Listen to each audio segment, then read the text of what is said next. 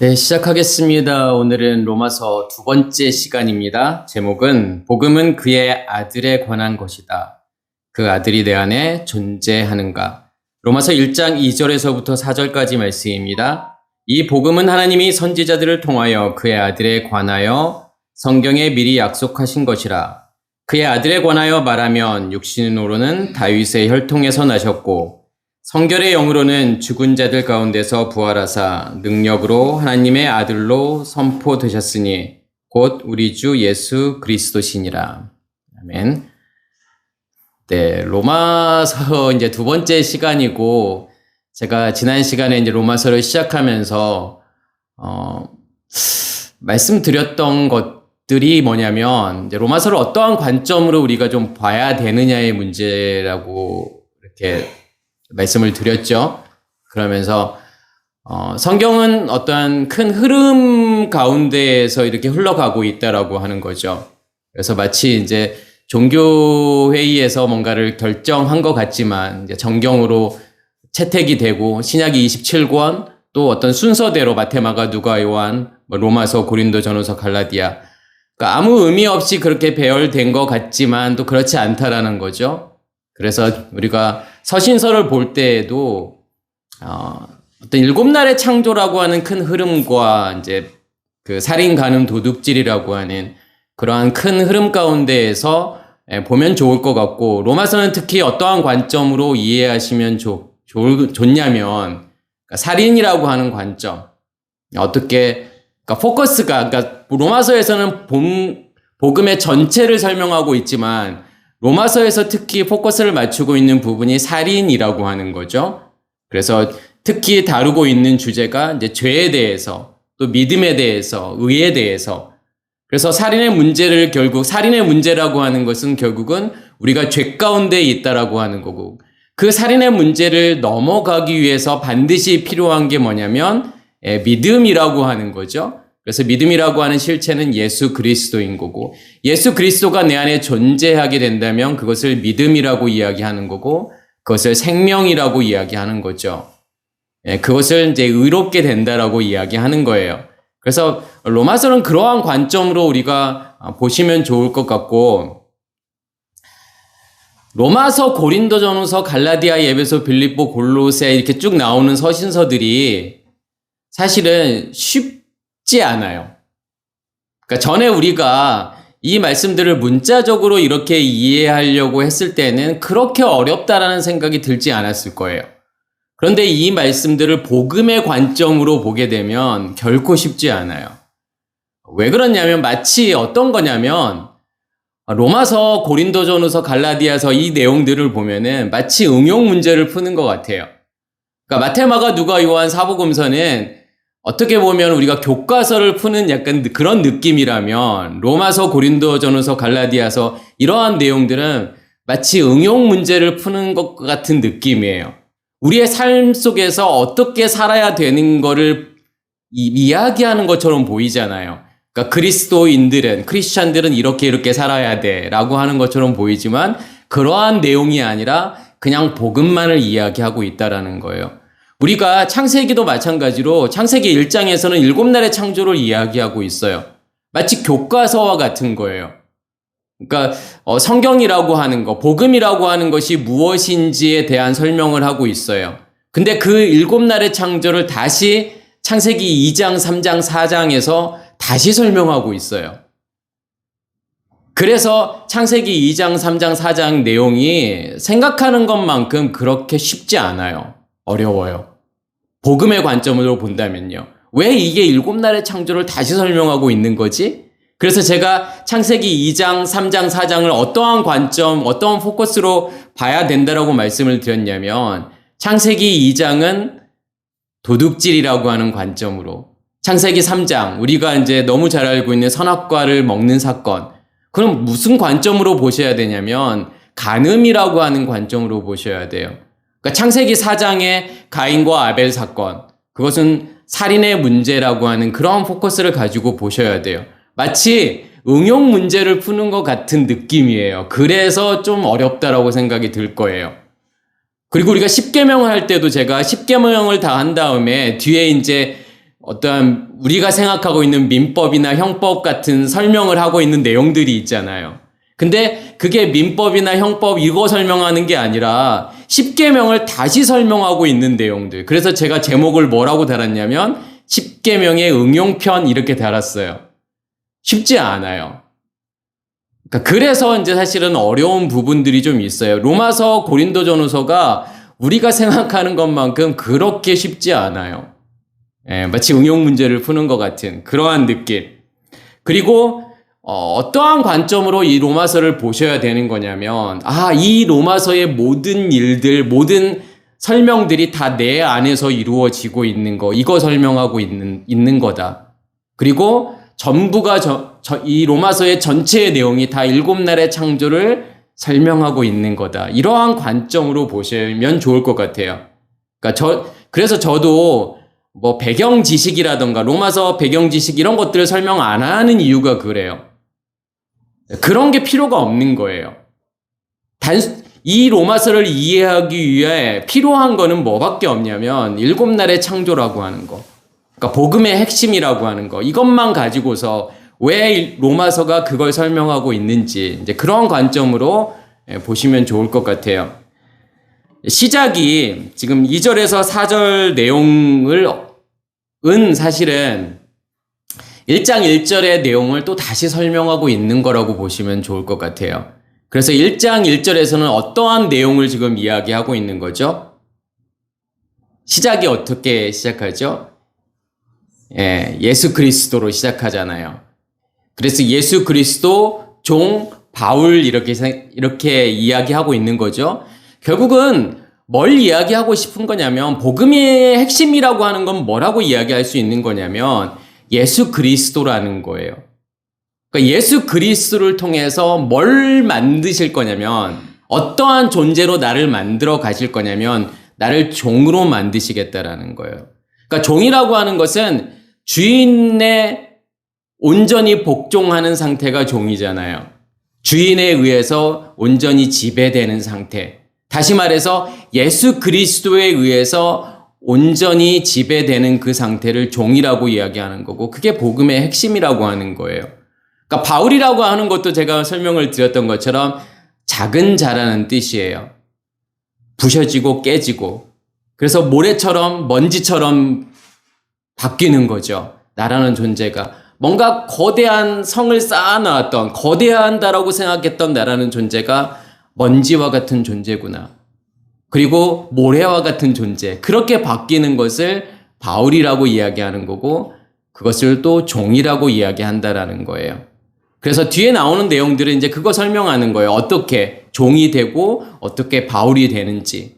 누구를 통해서? 예수 그리스도예요. 그래서 예수 그리스도라고 하는 것은 한마디로 이야기하면 첫째 날의 빛과 둘째 날의 말씀의 근원. 이것을 합쳐서 무엇이라고 이야기하는 거냐면 예수 그리스도라고 이야기하는 거죠. 그게 예슈와 마시아흐라는 거예요. 그러니까 하나님 자신을 뭘로 계시하고 있는 거냐면 성경 전체는 불과 물로 계시하고 있는 거예요. 그러니까 불이라고 하는 것은 빛이죠. 빛과 말씀이라고 하는 것으로 계시하는 거고 결국은 이 말씀이라고 하는 것을 무엇으로 드러내시는 거죠? 빛이라고 하는 것으로 드러내시잖아요. 그래서 제가 예전에도 그러한 설명을 한번 드렸어요. 그러니까 필름을 그 영사기의 필름을 말씀이라고 이야기한다면 빛이 없으면 절대로 상을 맺힐 수가 없잖아요. 영사기를 아무리 돌려도 스크린에 상이 맺히지 않아요. 무엇이 반드시 있어야 되는 거죠? 빛이 있어야 되는 거예요. 빛이 있어야만이 스크린에 상이 맺히게 되잖아요. 마찬가지예요. 하나님이라고 하는 존재, 하나님이라고 하는 말씀이 무엇이 없이는 절대로 드러나지 않는다라고 하는 거냐면 빛이 없이는 절대로 드러나지 않는다라는 거예요. 그게 예슈아라고 하는 단어예요. 그래서 결국은 7날의 창조도 무엇에 의해서 만들어지는 결과물이라고 이야기할 수 있는 거냐면 첫째 날과 둘째 날에 의해서 만들어지는 결과물, 그 모든 것들이요. 그래서 핵심은 뭐라고 말할 수 있는 거냐면 예수 그리스도라고 말할 수 있는 거죠.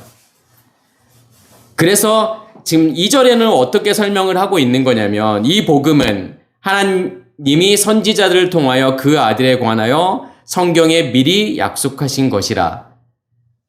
이 말씀을 들으면 전혀 어려울 게 별로 없잖아요. 너무 당연한 거죠.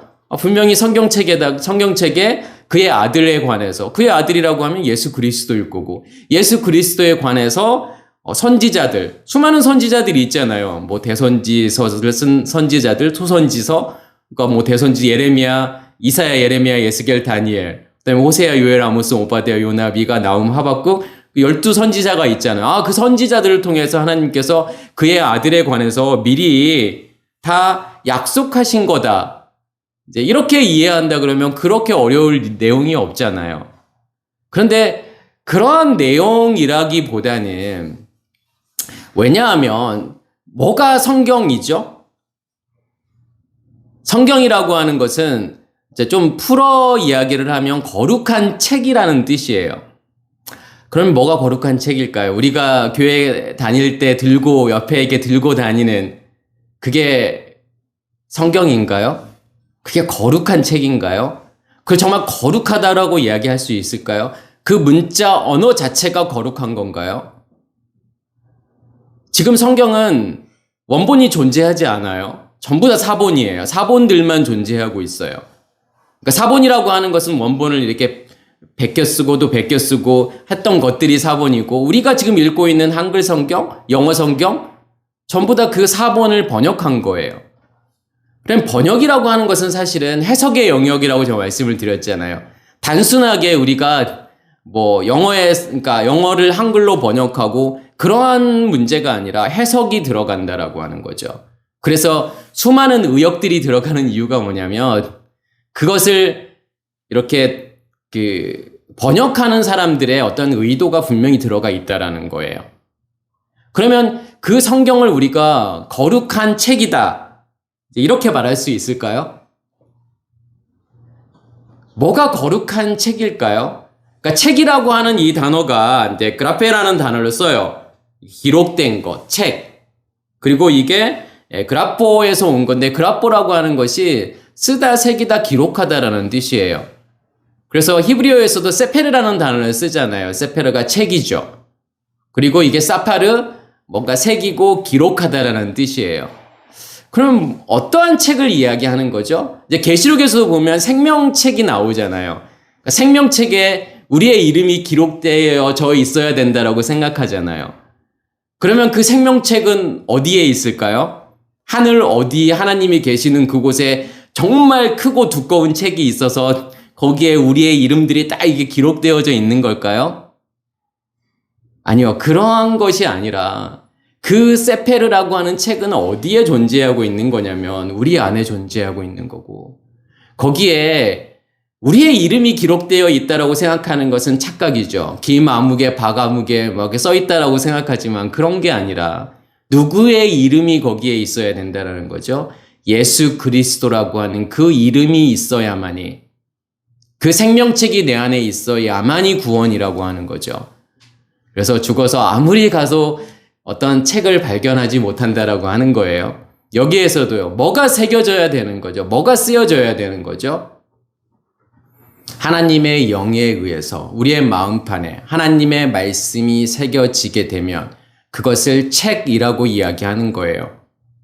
그러니까 우리 안에는 어떠한 질서 체계가 존재한다고 말씀을 드렸죠. 하나님께서 우리 안에 어떤 체계와 질서를 만드시는 거예요. 하나님께서 직접 코딩을 하셔가지고, 그러니까 우리가 쓰고 있는 이렇게 핸드폰에도 다 그 OS가 있잖아요. 오퍼레이팅 시스템이 있잖아요. 운영 체계라고 하는 게 있어요. 그래서 그러니까 뭐 갤럭시 폰들은 이제 안드로이드라는 운영 체계가 있잖아요. 애플은요, iOS라는 운영 체계가 있잖아요. 그러니까 운영 체계는 질서 체계예요. 그 핸드폰을 작동하게 만들 수 있는 환경을 이제 OS라고 이야기하잖아요. 하나님께서 그걸 만드시는 거예요. 우리 안에. 자기가 직접 쓰셔가지고 우리 안에 책의 질서를 만드시는 거예요. 그걸 뭐라고 이야기하는 거냐면 그것을 생명나무라고 이야기하는 거예요. 그리고 그것을 생명책이라고 이야기하는 거예요. 하나님께서 직접 쓰시겠다라고 하는 거예요. 그러니까 요한복음 8장에서도 보면은 가늠하다 붙잡혀 온 여인, 예수께서 땅에 2번을 쓰시잖아요. 뭘 쓰시는 걸까요? 그 쓰시는 내용들, 그게 뭘 이야기하고 싶은 거죠? 우리 안에요. 우리 안에 하나님의 체계 질서를 만드시겠다라고 하는 거예요. 그것만이 거룩한 거죠. 우리가 가지고 있는 이 성경책, 여기에 쓰여져 있는 글자, 문자, 언어, 이런 게 거룩한 걸까요? 아니요, 그것도 귀한 거죠. 하나님께서 분명히 이 문자 언어라는 걸 통해서 자기를 드러내시고 자기를 설명하는 거니까요. 그렇지만 이것 자체가 귀한 게 아니라는 거죠. 귀한 것은요, 거룩한 것은요, 뭐밖에 없죠? 하나님 자신밖에 없잖아요. 하나님 자신만이 거룩하신 거잖아요. 그러면 하나님 자신을 우리 안에 새기겠다라고 하는, 그게 거룩한 책일 수밖에 없는 거잖아요. 그럼 여기서 나오는 거룩한 책이라고 하는 것은 하나님의 의식의 체계를 이야기하는 거죠. 그 질서를 이야기하는 거고, 또한 생명나무를 이야기하는 거예요.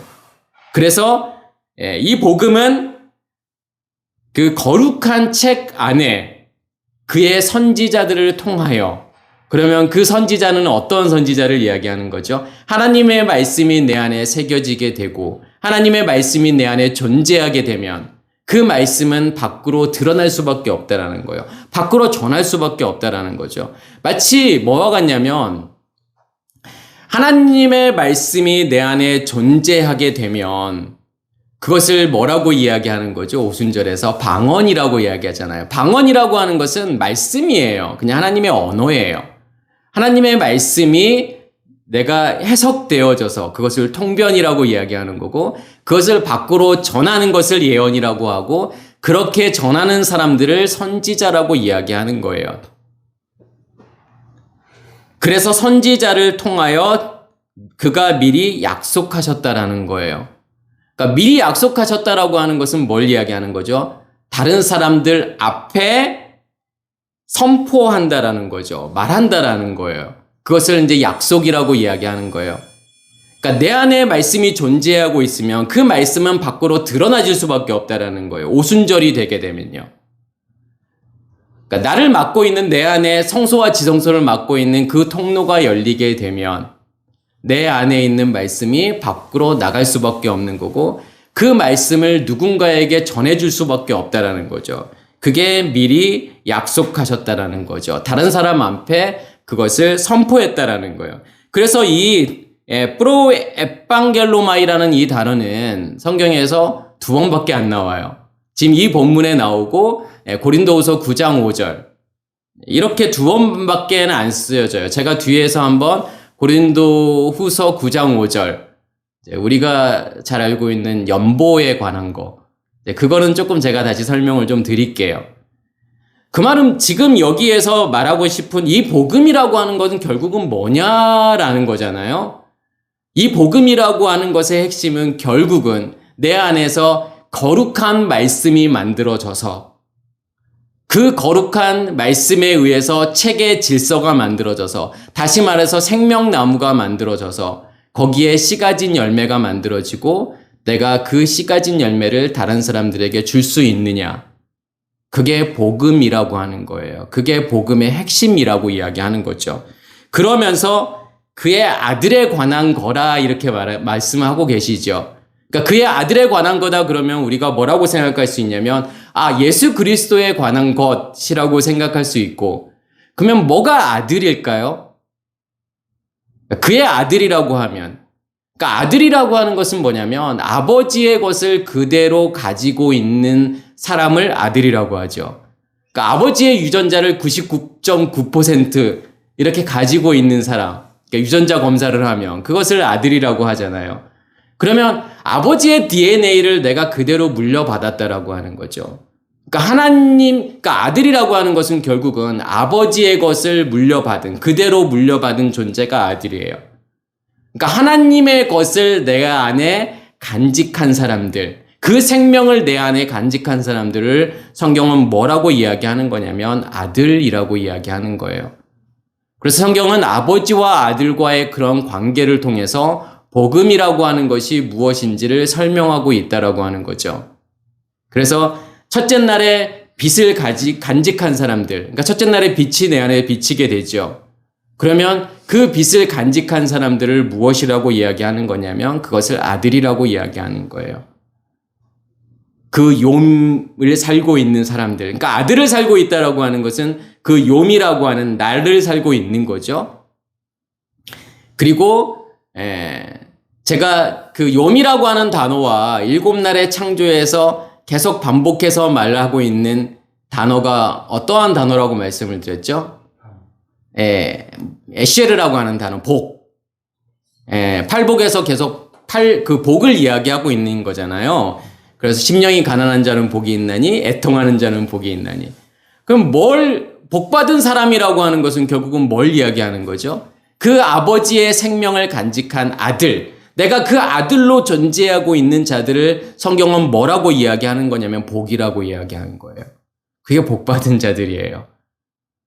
그래서 성경은 우리가 원하고 바라고 추구하는 것을 내가 소유하고 있는 것, 다른 사람들이 다 가지기를 원하는 것, 그거 소유하고 있는 것을, 소유하게 되는 것을 복이라고 말하지 않아요. 그냥 하나님 자신, 그 아버지의 생명, 그 하나 간직한 사람들을 복받은 사람들이라고 이야기하는 거예요. 그걸 복이라고 이야기하죠. 믿음이라고 하는 것도 마찬가지예요. 우리 안에 믿음이 있다라고 하는 것은 다른 말로 내가 아들이라고 하는 거예요. 그 아버지의 생명을 간직한 것을 믿음이라고 하는 거죠. 그래서 믿음이라고 하는 것은 내가 믿는 게 아닌 거예요. 내가 하나님을 믿는다? 불가능한 일이에요. 절대로 있을 수 없는 일이에요. 그 믿음의 실체이신 하나님께서 내 안에 계셔야만이, 그 생명이 내 안에 존재해야만이 내가 내 안에 뭐가 있는 거냐면 믿음이 존재하고 있다라는 거예요. 그 믿음으로 내가 하나님을 믿는 거지, 나의 어떠한 확신으로 하나님을 믿는 게 아니라는 거예요. 그 확신은 언제든지 변할 수 있어요. 언제든지 바뀔 수 있어요. 그렇지만 하나님이라는 존재가 내 안에 계셔서 주는 확신은 절대로 변하지 않는다라는 거죠. 그 확신은 절대로 흔들리지 않는다라는 거예요. 창세기 15장 4절에서 6절에 보면 여호와의 말씀이 그에게 임하여 이르시되 그 사람이 내 상속자가 아니라 내 몸에서 날 자가 내 상속자가 되리라 하시고 그를 이끌고 밖으로 나가 이르시되 하늘을 우러러 무뼈를 셀 수 있나 보라. 또 그에게 이르시되 내 자손이 이와 같으리라. 아브라함이 여호와를 믿으니 여호와께서 이를 그의 의로 여기시고. 자, 여기에서도 뭐에 관한 거죠? 아들에 관한 거잖아요. 그가 내 상속자가 아니다. 그는 누구죠? 종. 그 종이 상속자가 아니라는 거예요. 진짜 상속자는 어디에서부터 나와야 되는 거냐면 내 몸에서. 그러니까 몸이라고 하는 단어가 지금 매라는 단어를 쓰는데 이 매라고 하는 것은 배, 복부, 태궁, 자궁. 그러니까 태자궁이라는 뜻이죠. 그래서 내 안에 그 생명이 태에 자궁에 그 생명이 존재하고 있을 때 이제 그것을 상속자라고 이야기하는 거예요. 그래서 상속자라고 하는 단어가 이제 야라시라는 단어를 써요. 그러니까 야라시라고 하는 단어는 취하다, 가져가다, 소유하다, 점령하다, 차지하다라는 뜻이 있고 또한 내쫓다, 추방하다라는 뜻이 있어요. 그리고 이어받다, 상속하다. 뜻들이 되게 많이 나오잖아요. 근데 비슷한 뜻도 있지만 또 다른 뜻들도 있어요. 아까 취하다, 가져가다, 소유하다라는 뜻도 있지만 내쫓다, 추방하다라는 뜻도 있다고 말씀을 드렸잖아요. 그러니까 같은 단어가 한 단어가 되게 여러 가지의 의미들이 있어요. 어떠한 단어들은 수십 개의 뜻을 가지고 있는 단어들도 있어요. 그러면 우리는 이제 이 성경을 번역할 때 이 많은 뜻들 중에서 과연 어떠한 단어를 이렇게 가져다가 번역을 해야 되는지 이렇게 생각할 수 있잖아요. 그래서 제가 예전에도 한번 말씀을 드렸던 것처럼 이러한 뜻들을 한번 이렇게 분류를 해보세요. 그러면 두 가지 아니면 세 가지 분류로 이렇게 묶어지는 걸 좀 보실 수 있어요. 왜 그럴까요? 같은 단어가 어떠한 상태에서 쓰여지느냐에 따라서 의미가 달라지는 거예요. 그게 애굽의 상태에서 쓰여지는 단어냐, 아니면 광야에서 쓰여지는 거냐, 아니면 가나안의 상태에서 쓰여지는 거냐에 따라서 의미들이, 그 뜻들이 달라지는 거예요. 그래서 성경을 해석할 때에는, 번역할 때에는 어떠한 특정한 그 뜻 하나만 가지고서 이렇게 번역할 수 있는 게 아니라는 거예요. 이 모든 의미들을 다 가지고 있다라는 거예요. 그러면 이것도 세 분류로 나눠본다면 뭔가를 취하다, 가져가다, 소유하다, 점령하다라는 어떠한 그런 의미들이 있잖아요. 가지고 있는 거, 소유하는 거. 또 하나는 내쫓다, 추방하다. 또 하나는 이어받다, 상속하다. 이렇게 세 부류로 나눌 수 있잖아요. 왜 그럴까요? 상속이라는 게 결국은 뭘까요? 누구를 가지는 게 상속이죠? 하나님을 가지는 게 상속이잖아요. 하나님을 내가 소유하는 거예요. 그게 상속이죠. 하나님을 소유하게 되면 어떤 일이 발생하게 되죠? 무엇이? 그러니까 하나님을 소유했다라고 하는 것은 내 안에 무엇을 간직한 거죠? 빛을 간직한 거잖아요. 내 안에 빛이 간직이 되면 무엇이 사라지고 없어지게 되죠? 어두움이 사라지고 없어지잖아요. 그래서 제가 내쫓다, 추방하다라는 뜻이 있다라고 말씀을 드렸죠. 무엇을 내쫓는 거죠? 어두움을 내쫓는 거예요. 우리의 겉사람이 계속 쫓겨나게 된다라는 거예요. 무엇을 간직하게 되면요? 하나님을 간직하게 되면요. 그것을 뭐라고 이야기하는 거냐면 이어받다, 상속하다. 온전히 하나님의 것만을 상속받기 위해서 하나님의 것이 아닌 것들은 다 사라지고 없어져야 된다는 거예요. 그게 진짜 상속이라는 거예요. 그래서 이 의미들이 다 연결이 되고 있잖아요, 서로요. 다 상속이라고 하는 것이 무슨 의미가 있는지. 그러니까 애굽과 광야와 가나안이라는 이 과정들을 거쳐서 뭐가 뭔만이 남아야 되는지, 내가 무엇을 상속해야 되는지에 대한 설명이 나온다라는 거죠. 그러면서 밖으로 이끌고 가서 뭇별이라고 지금 이렇게 번역을 했지만 코카빈 별들이에요. 별들을 보여주는 거예요. 제가 앞에서 아까 아들에 관한 거라고 지금 말씀을 드렸잖아요. 그러니까 아들에 관한 거면 우리가 생각하기에 그 아들에 대한 그냥 설명인가 보다 이렇게 생각할 수 있잖아요. 근데 성경에서 우리가 말씀을 해석할 때 전치사가 되게 중요해요. 그래서 어떠한 전치사가 쓰여졌는지를 좀 잘 보실 필요가 있어요. 여기에서는 에뺄이라는 전치사가 쓰여졌어요. 그 에삐라고 하는 전치사는 뭐냐면 이게 공이 있잖아요. 그러면 공의 표면을 이야기할 때 에삐라는 전치사가 쓰여져요. 뭐뭐 위에. 뺄이라는 전치사는 어떤 의미가 있냐면 그 표면 그 밖에. 그러니까 더 넓은 개념이죠. 그러니까 지구가 있다면 지구의 표면을 이야기할 때는 에삐라는 전치사가 쓰여지고 뺄이라는 전치사는 그 지구를 둘러싸고 있는 마치 그 공기층, 그것을 뺄이라고 생각하시면 될 것 같아요. 그러면 에삐도 마찬가지고 뺄이도 마찬가지고 뭐라고 해석을 하시면 좋냐면 확장이라고 생각하시면 돼요. 내 안에 있는 것들이 계속 확장되어져 가는 거. 그러면 아들에 관한 거다. 이 뺄이라고 하는 전치사. 그러니까 항상 그러니까 헬라어를 이렇게 공부하실 때 그 전치사들이 의미가 좀 달라져요. 그러니까 이게 속격에서 쓰여지느냐, 대격에서 쓰여지느냐, 역격에서 쓰여지느냐에 따라서 이게 아까 이제 속격에서 쓰여질 때는 이 뺄이라는 전치사도 뭐뭇에 대하여, 뭐뭇에 관하여 이렇게 쓰여졌지만 이게 대격으로 쓰여질 때는 주의, 둘레를 이야기하는 거예요. 근데 그런 게 중요하지 않아요. 왜냐하면 전치사의 기본 의미가 뭐냐가 중요한 거예요. 그러니까 영어에서도 to라는 전치사가 전치사로도 쓰여지지만 투부정사로도 쓰여지잖아요. 그렇지만 투부정사에서 쓰여지는 to가 원래 가지고 있는 의미는 변하지 않는다라는 거예요. 어떤 목적지를 향하고 있는. 그러니까 to라고 하는 것은 뭐뭇을 향하다라는 거잖아요. 어떤 목적지를 향하고 있는. 그 의미는 변하지 않는다라는 거예요. 그러니까 뺄이라는 전치사도 마찬가지. 이게 뭐 속격에서 쓰여졌느냐, 역격에서 쓰여졌느냐, 대격에서 쓰여졌느냐, 중요하지 않아요. 그냥 뺄이라는 기본 의미는 변하지 않는다라는 거예요. 그러면 아들에 관하여라는 건 뭐죠? 그 생명. 그러면 그 생명이 내 안에서 계속 확장되어져 가는 거예요. 그걸 설명하고 있는 거예요. 그게 복음이라고 하는 거잖아요. 어떻게 확장되어져 가는 거죠? 성경에서. 거룩한 말씀이 내 안에서 새겨지게 되고 생명나무가 내 안에서 계속 확장되어져 가잖아요. 어떻게 될 때까지요? 밖으로 드러날 때까지요. 선지자가 되어서 그것이 예언으로 드러날 때까지요. 그걸 복음이라고 이야기하는 거고 그것을 아들의 확장이라고 하는 거예요. 결국은 복음이라고 하는 것은요. 한마디로 이야기하면 아들의 확장에 관한 거라는 거예요. 내 안의 생명이 어떻게 확장되어져 가는지. 그러니까 일곱 날의 창조도 결국은 한마디로 이야기하면 뭐 설명하고 있는 거죠? 내 안에서 예수 그리스도가 어떻게 확장되어져 가서 나를 온전히 지배하고 다스리는지. 그렇게 되었을 때 그것을 뭐라고 이야기하죠? 그것을 샤바트라고 이야기하잖아요. 그걸 안식이라고 이야기하는 거예요. 그래서 안식일에는 일하면 안 돼요. 왜 일하면 안 되죠? 하나님께서 다 이루셨으니까요. 내가 하는 나의 열심과 노력이라고 하는 그게 아무 필요가 없는 거예요. 더 이상 그게 있을 수가 없는 거잖아요. 그게 샤바트예요. 그래서 아들에 관한 거예요. 아들에 관한 거다? 그러면 아들의 확장에 관한 거다.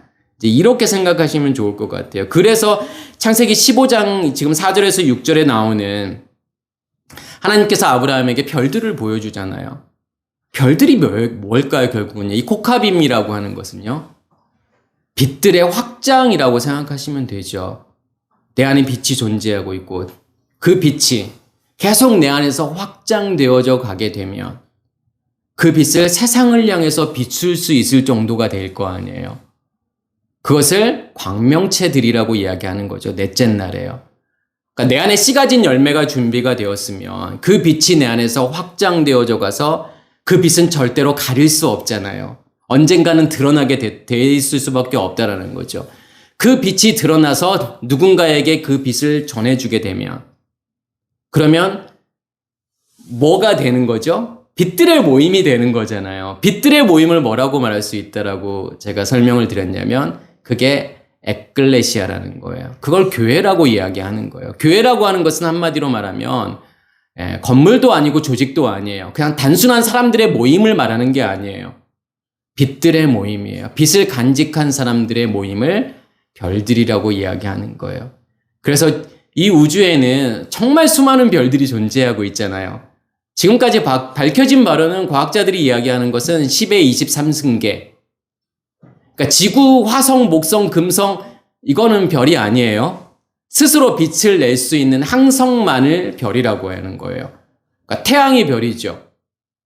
그래서 얼마나 많은 별들이 존재하고 있냐면 10의 23승계. 그러니까 10의 23승계는 공이 23개가 있는 거예요. 엄청난 별들이 존재하죠. 그러니까 하나님께서 원하시는 것은 그렇게 수많은 빛들이 존재하기를 원하는 거죠. 무엇의 확장에 의해서요? 아들의 확장을 위해서.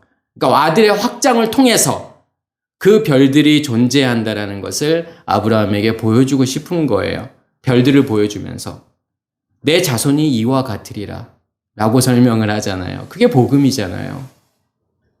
아브라함이 여호와를 믿으니 여호와께서 이를 그의 의로 여기시고 결국은 그 아들이라고 하는 것의 본질이 뭔지를 설명하고 싶은 거죠. 그러니까 아브라함이 여호와를 믿었다라고 하는 그럼 여호와라고 하는 것은 제가 어떠한 의미가 있다라고 말씀을 드렸죠? 여호와라는 뜻은 그가 존재한다라는 거예요. 그럼 뭐가 존재하는 거죠, 우리 안에요? 무엇으로 존재하고 있을 때 하나님께서 무엇으로 존재하고 있을 때 우리가 여호와라고 이야기할 수 있는 거냐면 그 생명으로 내 안에 존재하고 있을 때 그 빛으로 내 안에 존재하고 있을 때 그래서 하나님께서 자기 자신을 여호와 엘로힘으로 설명하고 있는 거예요. 그리고 예슈와 마샤우로 설명하고 있는 거죠. 그럼 여호와라는 뜻과 예슈아라고 하는 뜻은 같은 거라고 보셔야겠죠. 내 안에 그 빛을 첫째 날의 빛을 간직했을 때 그것을 예슈아 구원이라고 이야기하는 거고 또 여호와 그가 존재한다라는 거예요. 그 생명이 있을 때 그 빛이 있을 때 그러면서 아브라함이 여호와를 믿었다라고 하는 것은 결국은 아브라함 안에 뭐가 존재하고 있다는 거죠. 그 여호와가 존재하고 있다는 거잖아요. 그 빛이 그 생명이 그 아들이 존재하고 있다는 거잖아요. 그걸 뭐라고 이야기하는 거죠? 그걸 믿음이라고 이야기하는 거예요. 그래서 아브라함이 여호와를 믿은 게 아니에요. 이제 하나님께서 야 별들 봐봐. 내가 네 자손들을 이렇게 별처럼 많이 해줄게. 그렇구나. 하나님께서 언젠가는 그렇게 해주시겠지. 이걸 믿었다라는 게 아니라 하나님 자신이 믿음이라고 하는 거죠.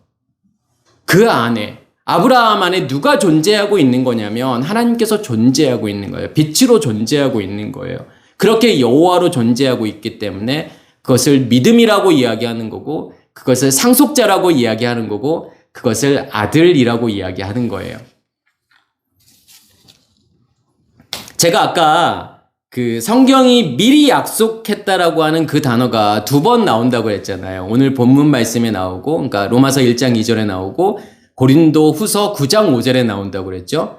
그러니까 9장 5절은 어떤 내용이 나오냐면, 그러므로 내가 이 형제들로 먼저 너희에게 가서 너희의 전에 약속한 연보를 미리 준비하게 하도록 권면하는 것이 필요한 줄 생각하노라. 이렇게 준비하여야 참 연보답고 억지가 아니니라.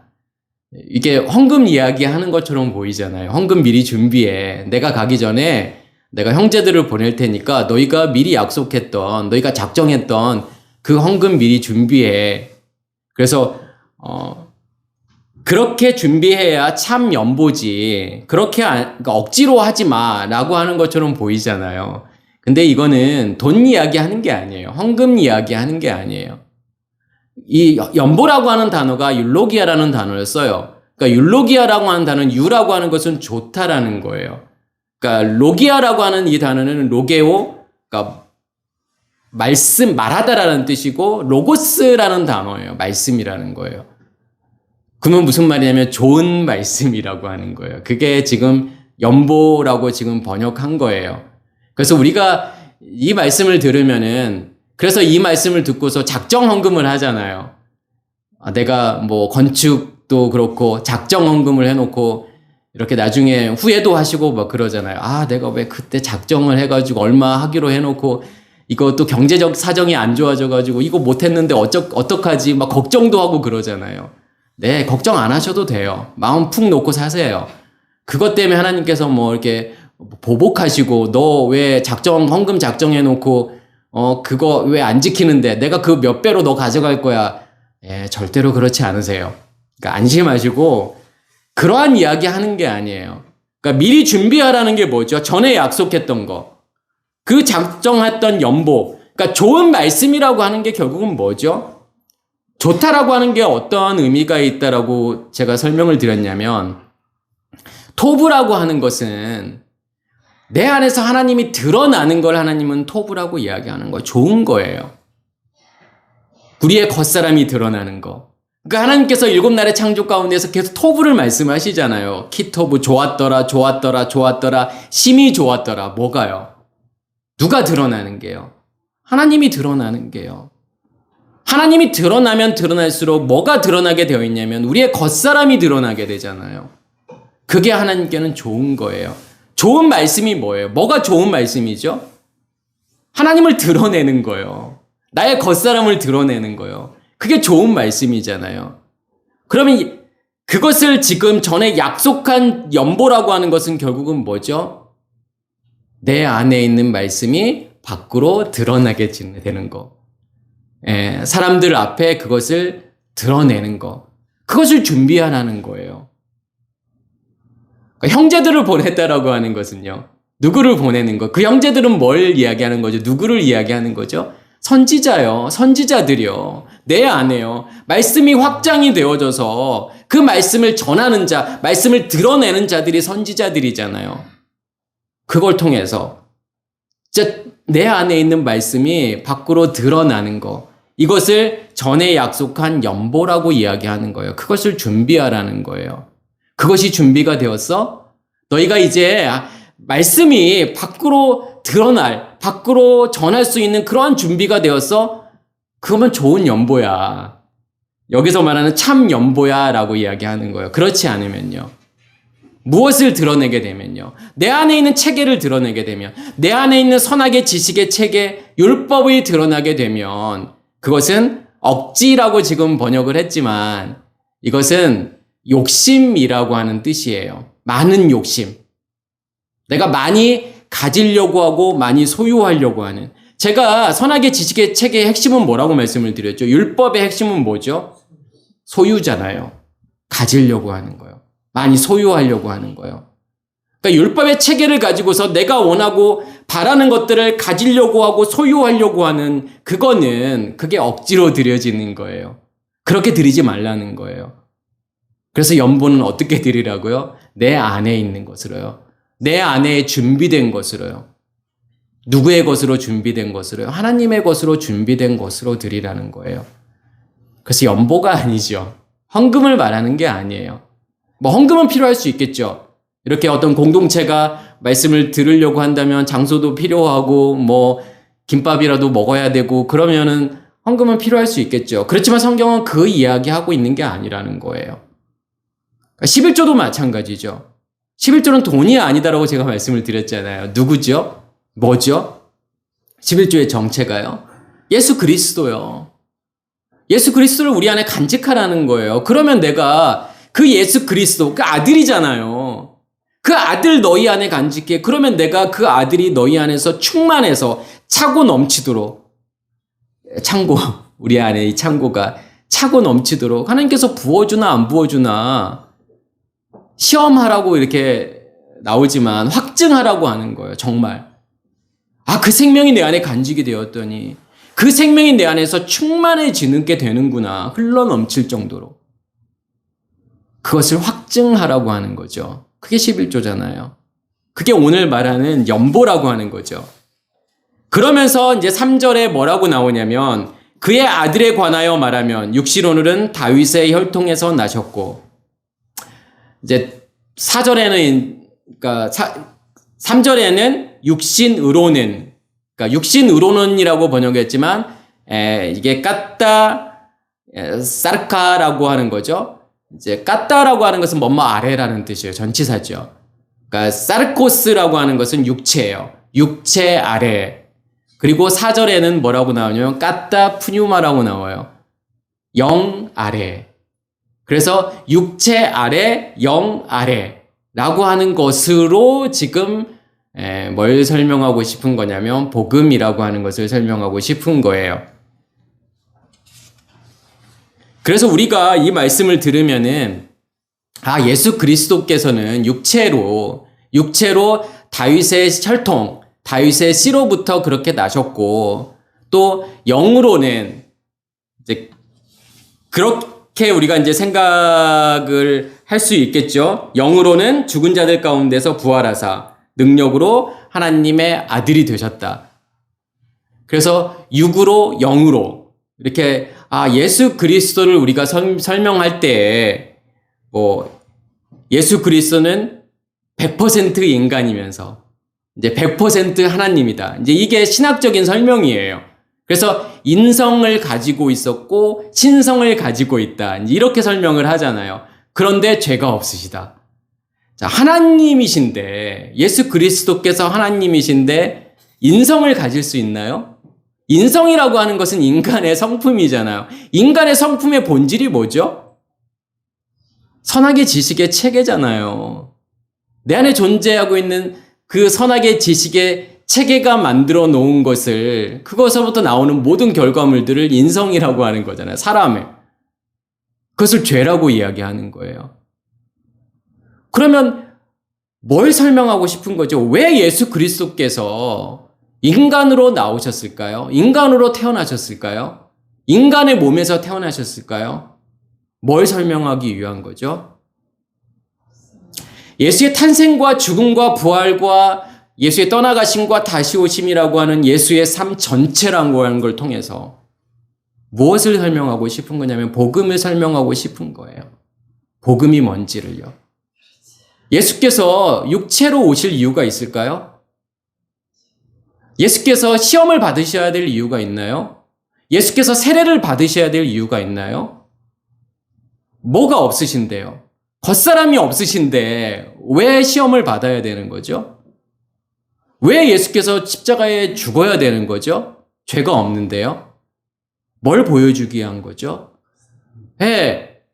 십자가의 죽음이라는 걸 통해서 우리의 겉사람이 죽어야 된다는 걸 보여주는 거고 우리의 겉사람이 존재하고 있기 때문에 시험을 받아야 된다는 걸 보여주는 거고 하늘이 열리는 걸 통해서 하나님의 영역이 내 안에서 확장되어져 가는 오순절이 온다라는 거. 그것을 보여주고 싶은 거죠. 우리의 시작이 뭐라는 것을 보여주고 싶은 거죠. 우리의 시작이라고 하는 것이 어두움임을 보여주고 싶은 거예요. 너희가 육체 안에 있잖아. 육체 아래 존재하고 있잖아. 이것을 설명하고 싶은 거예요. 그러니까 육체라고 하는 건 뭐예요? 여기서 이제 사르크스 아니면 사르코스라는 단어가 쓰여지잖아요. 그리고 이제 몸, 소마가 존재하죠. 영혼 육이라고 하는 게 뭐예요? 그것의 정체. 제가 전에도 한번 설명을 드렸죠. 그래서 이제 영이라고 하는 거, 우리는 이제 그 영혼 육이라고 하는 거, 특히 영혼이라고 하는 단어가 있어요. 영이라고 하는 것은 이제 헬라어로는 뿌뉴마라는 단어를 써요. 그리고 히브리어는 루아흐라는 단어를 쓰죠. 그리고 이제 혼이라고 하는 것은 이제 헬라어로는 푸시케라는 단어를 쓰잖아요. 그 다음에 히브리어로는 네페시라는 단어를 써요. 근데 한글 이제 번역 성경에서는 그래서 너무 이렇게 혼용해서 쓰는 거예요. 그래서 뿌뉴마를 영혼이라고도 번역을 하고, 또 이제 뭐 푸시케나 이제 네페시를 또 뭐라고도 번역하냐면 뭐 생명, 목숨, 또 대부분 이렇게 번역을 해요. 그러다 보니까 우리가 이제 영혼 육이라고 하는 게 무슨 의미인지를 잘 몰라요. 그래서 영과 혼이라고 하는 것이 다른 거라고 생각을 해요. 그래서 우리 이제 어떻게 이제 생각을 하냐면 그 영혼이라고 하는 것의 정체가 마치 유령 같은 그런 것들을 상상하게 되잖아요. 그래서 영혼이 우리 안에 있다가 어느 순간 우리 안으로 들어오게 되고 어느 순간 우리 안에서 이렇게 빠져나가는 그런 그림을 생각할 수 있잖아요. 그래서 신학교에서도 보면 신학에서도 이게 좀 논쟁거리가 뭐냐면은 과연 언제 우리의 몸속으로 영혼이 들어오느냐. 그러니까 정자와 난자가 수정이 됐을 때 그때 영혼이 들어오는 거냐, 아니면 몇 개월이 지나야 영혼이 들어오는 거냐. 이제 그거에 따라서 낙태의 어떤 시기가 결정이 돼요. 그러니까 영혼이 들어오면 낙태하면 안 되잖아요. 그렇게 생각을 하잖아요. 영혼이 들어오기 전에 낙태를 하는 것은 그래도 이제 봐줄 만하다, 괜찮다고 생각하잖아요. 그러니까 우리의 오해는 그런 거예요. 우리의 육체가 먼저 만들어지고 어느 순간에 영혼이 우리 안으로 쏙 들어온다고 생각해요. 그러한 개념이 아니에요. 영혼 육이라는 개념은요. 영혼 육은 같은 선상에서 이렇게 좀 보셔야 돼요. 그러니까 혼이라고 하는 것은 뭐라고 말할 수 있는 거냐면 우리의 의식의 체계를 혼이라고 이야기하는 거예요. 이제 그거를 선악의 지식의 나무라고도 이야기하고 생명나무라고도 이야기하는 거예요. 그러면 그 의식의 체계를 만드는 근원, 뭐가 그러면 우리의 의식의 체계를 만드느냐, 그것을 뭐라고 이야기하는 거냐면 영이라고 이야기하는 거예요. 그래서 제가 전에도 영은 두 가지밖에 없다라고 말씀을 드렸잖아요. 거룩한 영, 성령과 그리고 악한 영. 이제 그것을 계시록 13장에서는 용이라고 이야기를 하죠. 그래서 영에 의해서 만들어지는 질서와 체계를 혼이라고 이야기하는 거고, 그 질서와 체계가 만들어지는 어떤 결과물들을 뭐라고 이야기하는 거냐면 몸이라고 이야기하는 거예요. 마치 우리의 뼈대와 같은 거죠. 뼈대에 살이 붙는 것을, 그걸 몸이라고 이야기하는 거예요. 반드시 우리의 안에 어떤 체계 질서가 존재하면 그것으로부터 나오는 우리의 느낌, 감정, 생각, 의미들, 그렇게 만들어지는 나라는 존재, 그것을 몸이라고 이야기하는 거예요. 그걸 소마라고 이야기하는 거예요. 그리고 그렇게 그것이 밖으로 드러나게지면 그것으로 살아가는 존재를 뭐라고 이야기하는 거냐면 육체라고 이야기하는 거예요. 그래서 영이 혼을 만들고 혼이 육체를 만드는 거죠. 그래서 영혼 육이 따로 노는 게 아니에요. 그러면 우리가 생각해 봐야 되는 것은 어떠한 영이 내 안에 존재하고 있느냐의 문제겠죠. 그것이 만들어 놓은 결과물들. 그래서 영이라고 하는 용이 만들어 놓은 그 질서 체계를 뭐라고 이야기하죠? 계시록 13장에서는요. 그걸 바닷짐승이라고 이야기하고 그것을 땅의 짐승이라고 이야기하는 거예요. 짐승은 질서 체계예요. 그러면 거기서 나오는 결과물을 뭐라고 이야기하는 거예요? 뭐라고 이야기하죠? 우상이라고 이야기하잖아요. 반드시요, 우리 안에 바닷짐승과 땅의 짐승이 존재하게 되면 반드시 우상을 만들 수밖에 없다라는 거예요. 내 안에 선악의 지식의 체계가 존재하면 반드시 우상을 만들 수밖에 없다라는 거예요. 그게 영과 혼과 육이라고 하는 개념이에요. 그러니까 창세기 1장 2절에서도 마찬가지죠. 창세기 1장 2절에 땅이 혼돈하고 공허하니. 왜 그렇죠? 왜 땅이 혼돈하고 공허하죠? 그러니까 혼돈하고 공허하다라는 것은 formless, 어떤 질서 체계가 없다라는 거예요. 그러니까 뭔가 실체하지 않는다라는 거예요. 왜요? 공허, 비어 있으니까요. 그리고 왜 우리의 마음이 혼돈하고 공허할까요? 뭐가 우리를 지배하고 있기 때문에 어두움이요. 그래서 땅이 혼돈하고 공허하니 흑암이 깊음 위에 있고, 흑암이 깊음 위에 있다라고 하는 것은, 깊다라고 하는 것은 끝이 없다라는 거예요. 끝이 없는 그 흑암이 나를 덮고 있다라는 거예요. 그 선악의 지식의 체계가 만든 그 몸으로 살고 있는 그 상태. 왜 그렇죠? 뭐가 만들어 놓은 거예요? 하나님의 신은 수면 위를 운행하시니라. 이게 좀 우리가 좋은 의미라고 좀 생각을 하시는 분들이 계시는데 그런 게 아니에요. 계속 원인을 설명하고 있어요. 왜 우리가 혼돈하고 공허하지? 흑암이 깊음 위에 있으니까. 왜 흑암이 깊음 위에 있지? 뒤에 내용이 설명하고 있는 거잖아요. 그러니까 루아흐 엘로힘인데, 하나님의 영인데 무조건 루아흐가 나온다고 해서 성령이고 무조건 엘로힘이 나온다고 해서 하나님이다, 이렇게 생각하시면 안 돼요. 근동지방의 모든 신이 다 엘로힘이라니까요. 하나님께서도 10계명의 첫째 계명을 뭐라고 말씀하세요? 다른 신, 너는 나 외에 다른 신을 내게 있게 말지니라. 거기서 다른 신이 누구죠? 우상이잖아요. 그 엘로힘은요, 무엇으로 존재하고 있느냐? 알파님 하마임이잖아요. 그 말은 무슨 말이죠? 얼굴 위에. 그 마임이 무엇으로요? 껍질로 존재하고 있으면, 표면적으로 존재하고 있으면, 보여지는 것으로 존재하고 있으면 그 하나님은, 그 루아흐 엘로힘은 무엇일 수밖에 없는 거죠? 우상일 수밖에 없는 거잖아요. 지금 그거 설명하고 있는 거예요. 근원.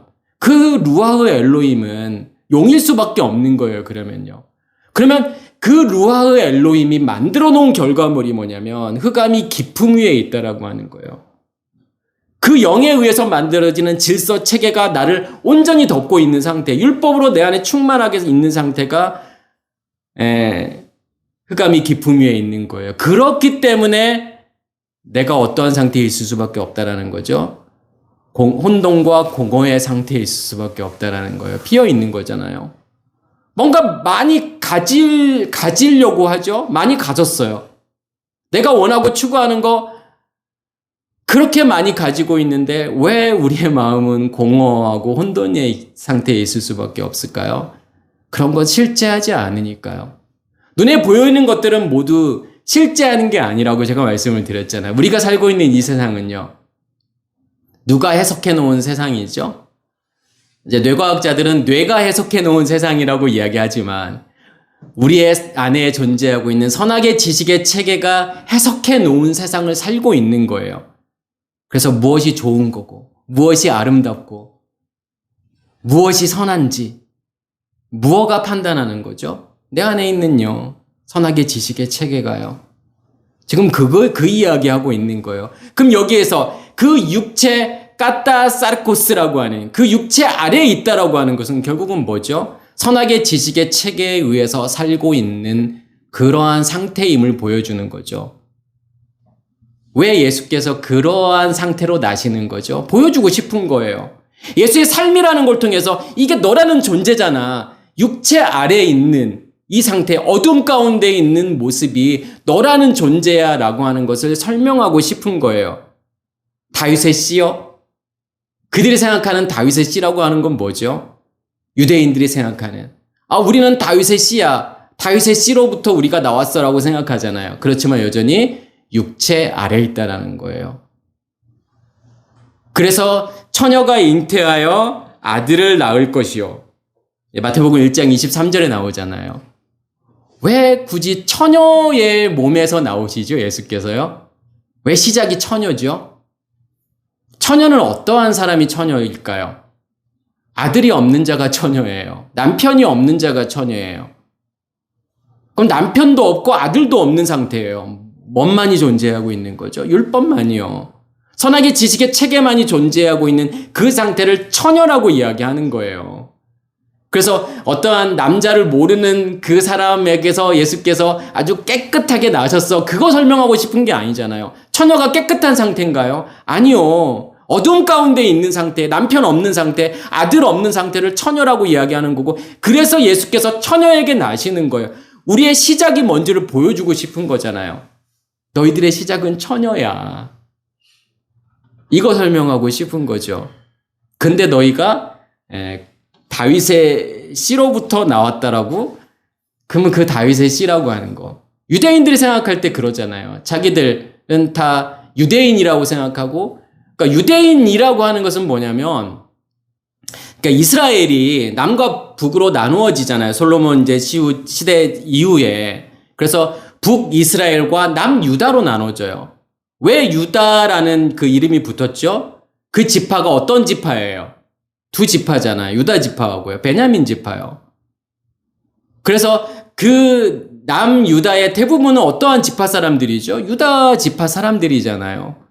그리고 북쪽 이스라엘, 나머지 10개 지파가 다 북이스라엘이죠. 그래서 BC 722년에 이 북이스라엘은 아시리아에게 망하잖아요. 그리고 BC 586년에 이제 남유다는 바벨론에 망하게 되잖아요. 그래서 포로로 끌려가게 되죠. 그러면 다시 돌아온 사람들의 대부분은 어떤 사람들일까요? 유다 족속 사람들이겠죠. 왜 남유다 사람들이 다 포로로 끌려갔다가 돌아왔으니까요. 그래서 그 사람들의 대부분이 유다 족속이기 때문에 그 사람들을 뭐라고 말했냐면 유대인이라고 이야기한 거예요. 그리고 유대인이라고 하는 것은 결국은 유다 지파니까 유다 지파의 핵심은 누구죠? 다윗이잖아요. 그래서 우리가 다윗의 씨야. 우린 유대인이야. 라고 이제 이렇게 말할 수 있겠지만 지금 바울은 로마서 2장 또 1장 거기에서 뭘 이야기하고 싶은 거냐면 무릇 표면적 유대인이 유대인이 아니요. 표면적 육신의 할례가 아니니라. 그러니까 너희가 유대인이라고? 너희 유대인 아니야. 유대인의 피가 섞였다고 해서 그 혈통으로 그 족보 안에 있다고 해서 너희가 유대인이 아니라는 거예요. 지금 족보 이야기하는 게 아니에요. 그래서 육체 아래 다윗의 씨로 왔다라는 것은 다윗의 씨라고 하는 어떤 족보에 의해서 족보를 말하고 싶은 게 아니라는 거죠. 그러니까 마치 제가 여산송씨이고 지신공파 28대 손이다. 지금 그 이야기하고 싶은 게 아닌 거예요. 그러한 이야기가 아니라 진짜 유대인이 뭐냐 이거죠. 그러니까 사도행전 1장 8절에도 오직 성령이 너희에게 임하시면 예루살렘과 온 유대와 사마리아와 땅끝까지 이르러 내 증인이 되리라. 예루살렘이 뭐예요? 어디가 예루살렘이에요? 하나님이 있는 곳이 하나님의 영역을 예루살렘이라고 이야기하는 거예요. 지성소잖아요.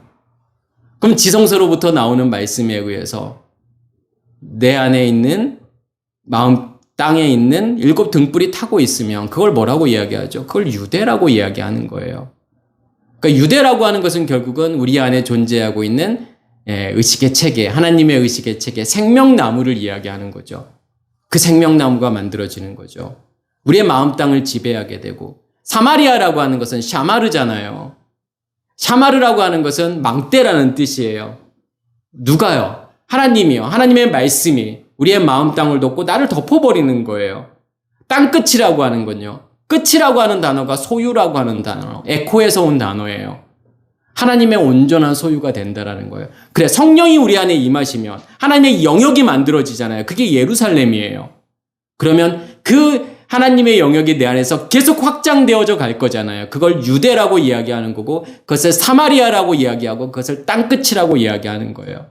지구 어느 곳에 그 땅끝을 말하는 게 아니에요. 그 예루살렘을 말하는 것도 아니고요. 그 사마리아를 말하는 것도 아니에요.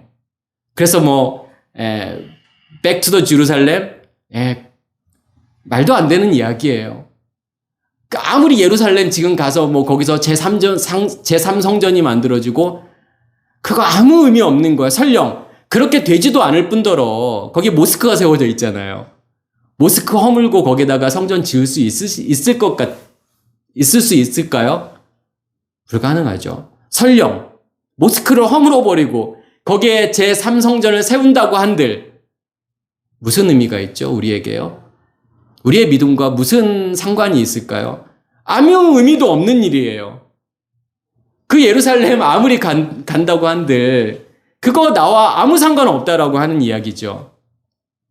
제가 예전에도 한번 제가 영화 킹덤 오브 헤븐이라는 그 영화를 한번 제가 말씀을 드렸잖아요. 그 그 예루살렘 성전을 마지막까지 지켰던 발리안이라는 그 주인공. 그리고 이제 이쪽 이슬람 세계의 왕 살라딘과의 이제 전쟁을 하잖아요. 그래서 정말 치열한 전쟁을 해요. 살라딘은 어떻게든 그 예루살렘을 빼앗으려고 하고. 그러면서 나중에 이제 서로 휴전을 하게 돼요. 그러면서 이제 살라딘이 요구했던 조건이 뭐냐면, 이 예루살렘 우리한테 넘겨주면 내가 너희들 여기에 있는 모든 사람들 다 안전하게 너희가 살고 있는 곳으로 갈 수 있게 만들어 줄게. 그래서 이 발리안이라는 주인공은 목적이 뭐냐면 예루살렘 지키는 게 목적이 아니에요. 거기에 있는 사람들을 지키는 게 목적이에요. 그래서 오케이 해요. 그러면서 살라딘에게 물어보잖아요. 야, 너에게 이 예루살렘은 뭐야? 살라딘이 뭐라고 해야죠? nothing이라고 이야기해요. 아무것도 아니야. 그러면서 다시 가다가 뒤를 돌아보면서 그 발리안에게 뭐라고 이야기하냐면 everything 그래요. 근데 전부야. 그 예루살렘이 뭐죠? 그냥 돌덩어리 쌓아놓은 거 그거 말고 무슨 의미가 있죠 거기가요? 아무것도 아니잖아요. 근데 사람들은 뭐라고 생각하면 그게 전부라고 생각해요. 자기 내 목숨을 걸고라도 여기를 어떻게든 지켜야 되고 어떻게든 뺏어야 된다라고 생각을 해요. 그게 십자군 전쟁이잖아요. 수백 년 동안요. 거기를 빼앗기 위해서요. 정말 많은 사람들이 죽었잖아요. 그게 뭐라고요? 그 예루살렘이 뭐라고요? 그 예루살렘은요. 성경이 말하는 예루살렘은요. 이스라엘의 그 도시를 말하는 게 아니거든요. 그 예루살렘이 어디에 있어야 되는 거예요? 우리 안에 있어야 하잖아요.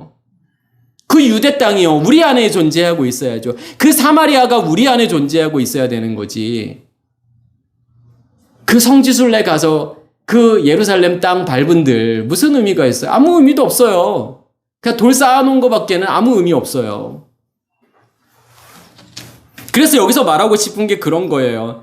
너희가 유대인이라고? 아니, 너 육체 안에 있는 거야. 너희가 다윗의 씨라고? 아니, 육체 안에 있는 거야. 지금 그 이야기를 하고 있는 거죠. 그래서 아들에 관하여 말하면 육신으로는 다윗의 혈통에서 나셨고. 이게 정말 좋은 의미가 아니라는 거 하는 거죠. 예수께서 그걸 보여주고 싶은 거예요. 일부러. 육체 아래 다윗의 씨로 나신 거죠. 그러니까 요한복음 7장 42절에도 성경에 이르기를 그리스도는 다윗의 씨로 또 다윗에 살던 마을 베들레헴에서 나오리라 하지 아니하였느냐 하며, 자, 그리스도는 다윗의 씨로 나오는 거고 또 다윗이 살던 베들레헴에서 나오죠. 그 말은 무슨 말일까요? 단순하게 메시아가 다윗의 씨, 다윗의 족보에서 나오고 또 베들레헴이라고 하는 어떤 지역에서 나온다. 지금 그거 설명하고 싶은 게 아니잖아요. 그리스도라고 하는 것은 결국은 나를 온전히 지배하는 상태. 그리스도가 나의 머리 되는 상태. 어떻게 해야 되냐면 다윗의 씨가 내 안에 심겨져야 된다는 거잖아요. 그 씨 가진 열매, 그 씨가 내 안에 심겨져야 되는 거고 그 생명이 내 안에 존재하고 있어야 다윗의 씨라는 거예요. 단순한 족보가 아니에요. 그 다윗의 어떤 족보 안에 드는 그것을 말하는 게 아니라 그 족보에서 메시아가 왔다라고 하는 것은 뭘 설명하고 싶은 거냐면 우리가 그 다윗의 씨가 내 안에서 심겨져서 그 씨가 자라서 열매가 되고, 그러면 베들레헴이라는 게 뭐죠? 베이트 레헴이잖아요. 베이트는 집이고 레헴은 떡이잖아요. 빵이잖아요. 그러면 그 베들레헴은 뭐죠? 빵 공장이잖아요. 빵집이잖아요. 그 말은 무슨 말이겠어요? 그 씨가 내 안에서 심겨져서 그 씨가 자라서 싹이 나고 씨 가진 채소가 되고 씨 맺는 채소가 되고 씨 가진 열매 맺는 나무가 되어서 그 열매가 내 안에 있어야만이 다른 사람들에게 그 열매를 줄 거 아니에요. 양식으로 줄 거잖아요. 그 베들레헴으로 존재해야 되는 거잖아요. 그래서 예수께서 베들레헴에 나시는 거예요. 그렇지 않으면요. 그 베들레헴은 뭐예요? 그 다윗의 씨가 선하게 지식의 체계라면, 그 씨가 내 안에 심겨진 거라면 그 베들레헴은 뭐죠? 율법 공장이죠. 율법밖에 낼 수 없는 그러한 존재들일 수밖에 없는 거잖아요. 그거 보여주고 싶은 거죠. 그래서 예수께서 다윗의 씨에서 나오는 거고 또 베들레헴에서 태어나는 거죠. 그래서 어떤 지역이나 이런 거를 말하고 싶은 게 아니라는 거예요. 그러면서 4절에 보면은 성결의 영으로는 죽은 자들 가운데서 부활하사 능력으로 하나님의 아들로 선포되셨으니, 여기서 죽은 자들의 부활로부터, 그러면 죽은 자들이라고 하는 것은 어떠한 자들을 이야기하는 거죠? 아까 제가 말씀을 드렸던 것처럼 까따 사르코스, 육체 안에 있는 자들. 지금 육체 안에 있는 자들을 지금 죽은 자들이라고 이야기하는 거예요. 죽은 사람들이라고 하는 거고, 죽은 사람들의 부활로부터라고 하는 거. 그러면 죽은 사람들의 부활이라고 하는 것은 뭐가 부활이죠? 아나스타시스라고 하는 건요. 아나라고 하는 것은 뭐뭐 위에라는 거고, 히스테미는 놓다, 두다, 세우다, 건립하다, 확고히 세우다라는 거예요. 그럼 위의 것으로요. 위의 것으로 세워지는 거예요. 위의 것은 누구의 것이에요? 하나님의 것이잖아요. 하나님의 것으로 세워지는 것을 부활이라고 이야기하는 거죠. 그럼 부활은 뭐죠? 내 안에 뭘 간직하는 게 부활이에요? 내 안에 그 생명을 간직하는 게 부활이잖아요. 어두움으로 있던 나에게 그 빛이 비추어져서 그 빛을 내 안에 간직하면 그것을 생명이라고 이야기하는 거고, 그것을 부활이라고 이야기하는 거예요. 예수께서 보여주시는 거예요. 십자가의 죽음이라고 하는 걸 통해서 부활이 뭔지를 보여주는 거죠. 그럼 예수만 부활하면 되겠어요? 안 되겠어요? 우리도 부활하라는 거예요. 그 생명을 내 안에 간직한 자가 부활하는 거예요. 이 부활은 마지막 때에 예수께서 구름 타고 오시면 무덤이 갈라지고 사람들이 거기서 나오는 것을 부활이라고 이야기하는 게 아니에요. 부활도 마찬가지고 재림도 마찬가지고, 언제 이루어지는 거죠? 지금요. 우리 안에서. 너 정말 죽었어? 십자가의 죽음을 죽었고 그 생명이 너 안에 존재하고 있어?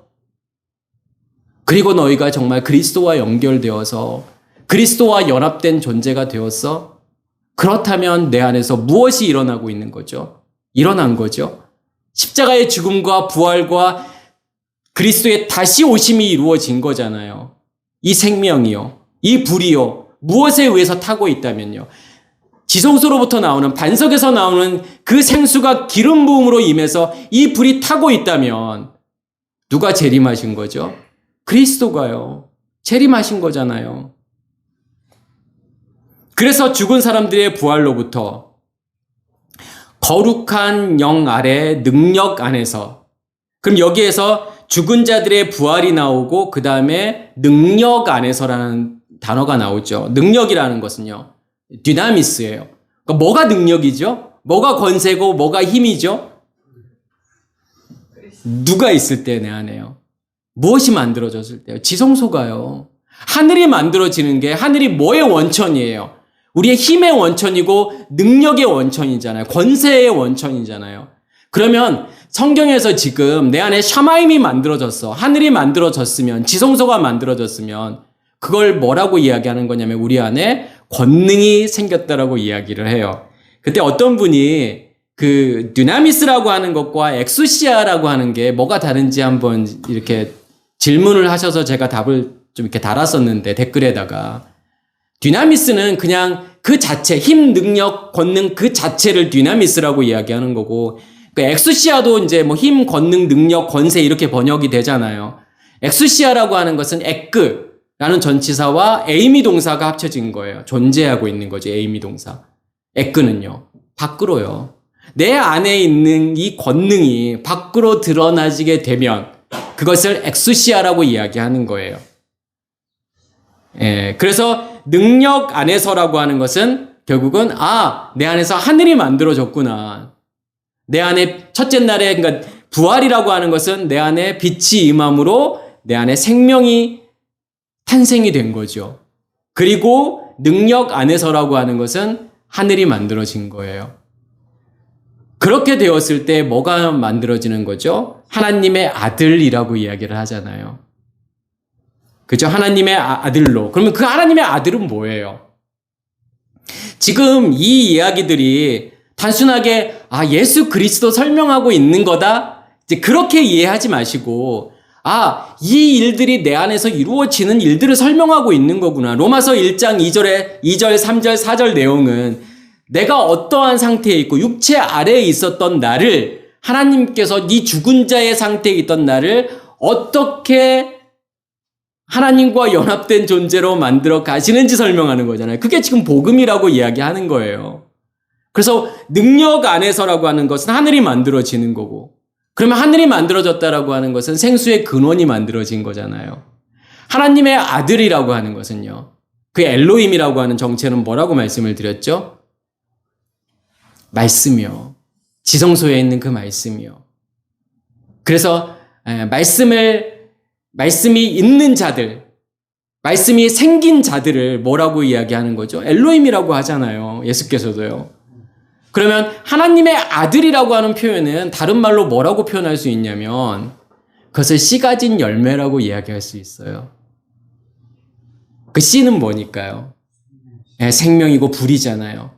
그것을 둘러싸고 있는 게 뭐죠? 말씀이요. 말씀이 그것을 둘러싸고 있는 게 씨 가진 열매인 거고. 그 말은 하나님의 아들이라고 하는 것은 결국은 아들, 이 생명, 불은 무엇에 의해서? 엘로힘, 말씀에 의해서, 기름 부음에 의해서, 지성소로부터 나오는 그 말씀에 의해서 이 불이 타고 있을 때 뭐라고 말할 수 있는 거냐면 하나님의 아들이라고 말할 수 있는 거예요. 하나님께서 우리가 어떠한 존재가 되기를 원하시죠? 하나님의 아들이 되기를 원하시잖아요. 그러면 내가 하나님의 아들이라는 증거가 뭐예요? 어떻게 증명하시겠죠? 증명할 수 있을까요? 그 불이 타고 있을 때요.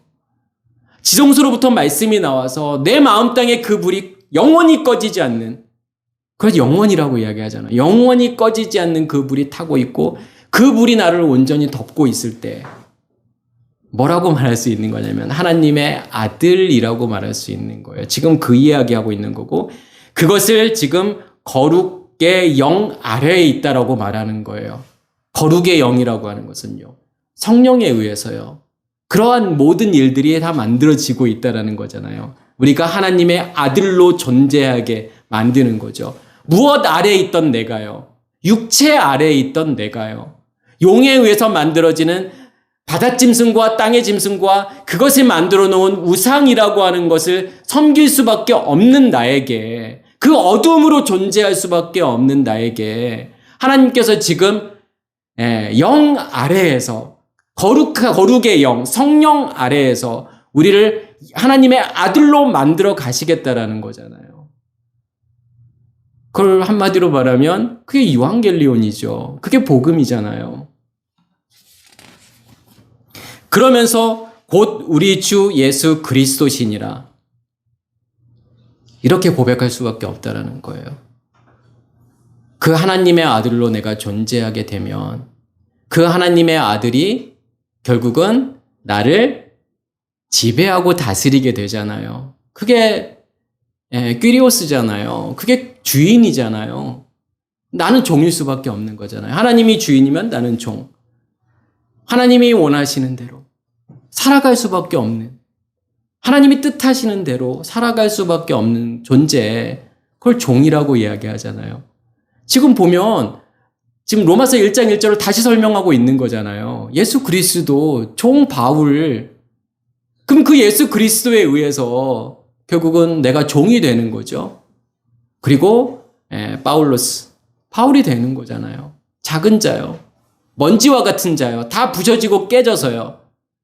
너는 먼지니 먼지로 돌아갈 것이냐, 흙이니 흙이로 돌아갈 것이니라. 너의 시작이라고 하는 것은 그냥 먼지 같은 존재, 아무 의미 없는 존재이지만 너희가 완전히 부셔지고 깨어지는 그 먼지로 하나님만이 존재하는, 하나님에 의해서 살아가는 그 먼지로 하나님께서 바꾸시겠다라고 하는 거죠. 그렇게 된 사람들이 우리 주라고 고백할 수 있는 거예요. 우리 주 예수 그리스도시니라. 그 예수 그리스도가 나의 주인입니다라고 고백할 수 있다라는 거죠. 정말 내 안에 뭐가 있는지를 보시라는 거예요. 그래서요. 창세기 1장 1절부터 요한계시록 22장 21절까지의 모든 내용들은 다 우리 안에서 일어나는 일들이에요. 정말 그러한 일들이, 오늘 성경에서 말씀하고 있는 이러한 일들이 내 안에서 일어나고 있는지를 보라는 거예요. 정말 확증하면서 가라는 거예요. 그게 복음이니까요.